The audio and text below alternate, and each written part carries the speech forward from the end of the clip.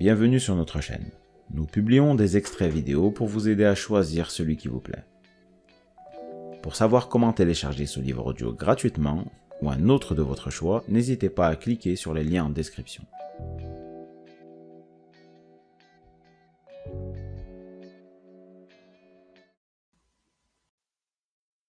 Je suis réveillée depuis près d'une demi-heure, clouée à mon matelas.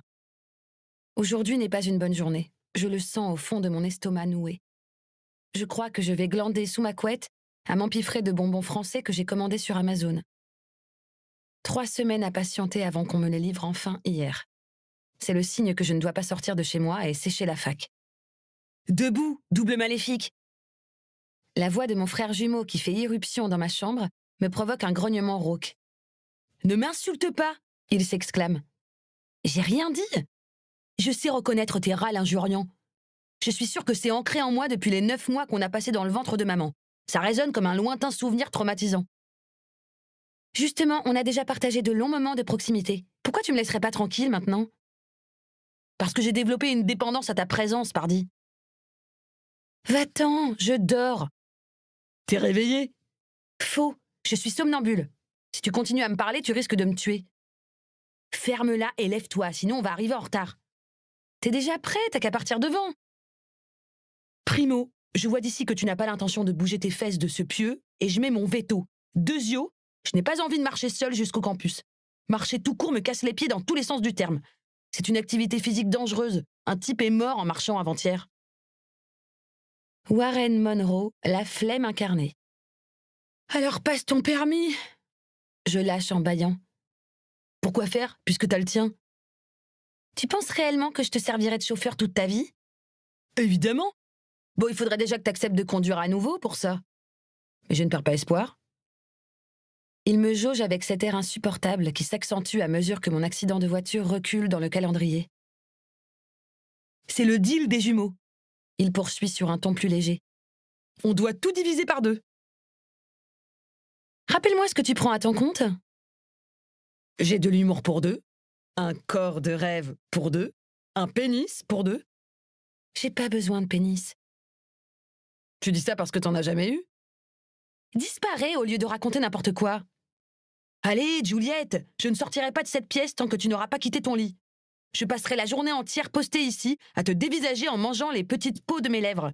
Je ferai ce bruit insupportable avec ma bouche en inspirant lentement à intervalles réguliers. Il ne rigole pas.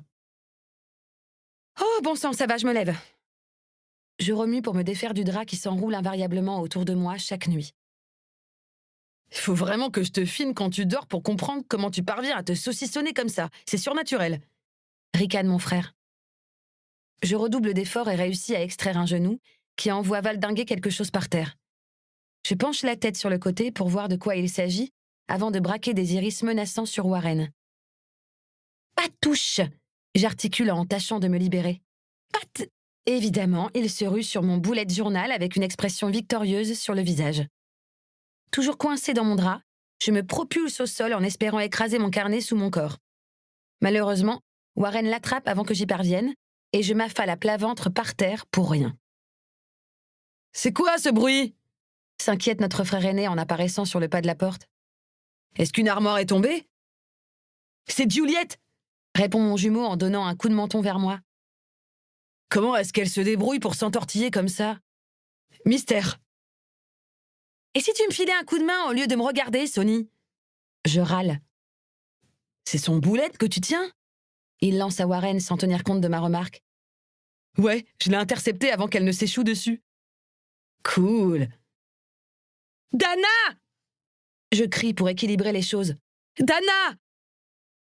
Le 4e membre de la fratrie Monroe daigne se pointer au bout du 7e appel à l'aide. Heureusement que je ne suis pas en danger. « Il se passe quoi ?»« Ils font de moi leur victime !» Je scande en désignant les garçons du menton. Dana me détaille en grimaçant et croise les bras sur sa poitrine. « Tu me déçois, Juliette. C'est comme ça que tu mets en application mes conseils pour être le membre dominant du binôme ?»« Attends, tu te fais passer pour la dominante de nous deux ?» s'exclame Sonny en la fusillant du regard. « Je le suis. Je faisais 300 grammes de plus que toi à la naissance. La nature a décidé. »« La nature a juste décidé que tu serais plus grasse que moi. » Entre nous, en tout cas, c'est limpide. C'est moi le leader, intervient Warren en me souriant. 2 paires de jumeaux nés à 2 ans d'intervalle réunis sous le même toit. Une angoisse. Regarde comme ils sont adorables tous ensemble, s'émerveille ma mère en calant sa joue contre le bras de mon père. Je n'ai même pas entendu nos parents arriver. Non mais c'est pas vrai.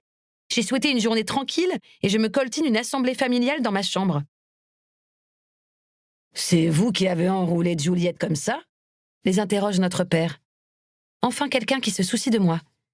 C'est super bien fait, il ajoute, impressionné. Papa ! Je râle en fronçant les sourcils. Eh non, on n'y est pour rien, rigole Warren. Je comprends même pas comment elle y arrive toute seule. Je ne risque pas de le reproduire. Elle bougeait déjà énormément dans mon ventre, précise ma mère. Sortez de ma chambre, je feule en me tortillant.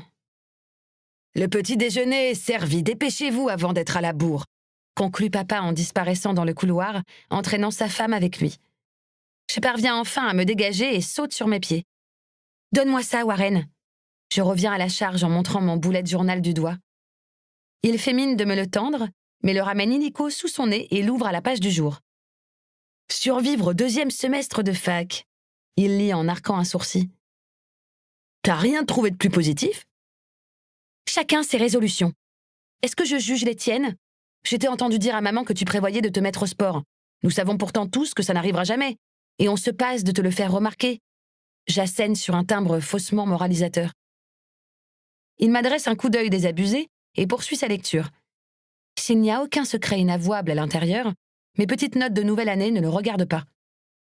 Bon, il est temps. Il échange une œillade entendue avec Sonny et Dana, et tous 3 viennent s'asseoir sur mon lit. Debout face à eux, je me renfrogne. Quoi ?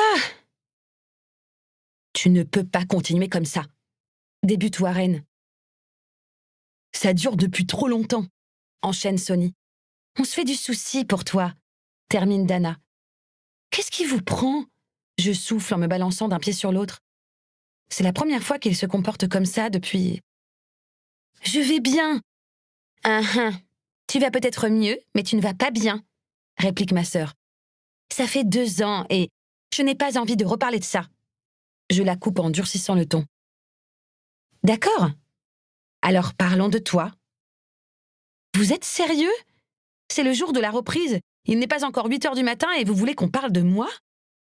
On veut juste que tu te remettes en piste, balance Warren.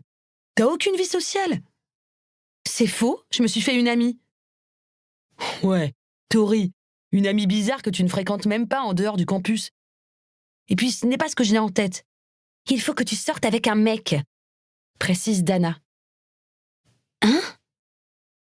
Voilà, approuvent mes 2 frangins. Ou une fille, d'ailleurs. Enfin, quelqu'un, quoi. Je me pince la joue pour vérifier que je ne suis pas en plein cauchemar. Je n'ai pas besoin de rencontrer qui que ce soit. Je t'assure que si, tu m'angoisses, grimace Sonny. Un grand frère n'est pas censé empêcher sa petite sœur de sortir avec des garçons ? Je t'empêcherai de le revoir si c'est un connard. Oubliez cette idée, je lâche d'un ton tranchant. Je préfère attendre une petite dizaine d'années, histoire d'être sûre de... Je m'interromps avant d'en dire trop, de ne pas me planter encore. De ne pas souffrir encore. Je termine à la place. Dis pas ça, ce qui s'est passé avec Owen et... Ma grimace fait taire Warren. Entendre ce prénom me tourmente toujours, même 2 ans après. Une douloureuse exception, complète ma sœur en pesant ses mots. Qu'est-ce qu'ils en savent ? Ils ne connaissent que la moitié de l'histoire. C'est toujours non. Je ne m'en sens pas capable. De quoi exactement ? S'enquiert ma sœur. Faire les bons choix, me comporter de la bonne manière. La liste est longue. Rencontrer quelqu'un, m'attacher à lui, monter dans une foutue voiture, autant se l'avouer de suite, personne ne voudrait se traîner un boulet pareil. Résultat, mieux vaut pour tout le monde attendre une décennie. Dana me dévisage en cogitant, puis s'empare de son portable et fait glisser son index dessus à toute vitesse. J'ai exactement ce qu'il te faut. J'ai vu une publication passer sur Instagram qui va solutionner tout ça. Elle oriente alors l'écran vers moi en souriant. La Love Machine collabore avec les Campus Drivers à partir d'aujourd'hui. Waouh! Je m'enthousiasme faussement. C'est quoi la Love Machine? Non mais Juliette, tu vis dans quel monde, sans déconner? T'es sûre que tu vas à la fac depuis septembre? Si ce livre vous a plu, vous pouvez alors le télécharger gratuitement. Pour savoir comment faire, cliquez sur le lien en description de la vidéo. N'hésitez pas à commenter pour nous informer des extraits de livres audio que vous aimeriez écouter. Pensez à liker et à vous abonner pour ne rater aucune vidéo.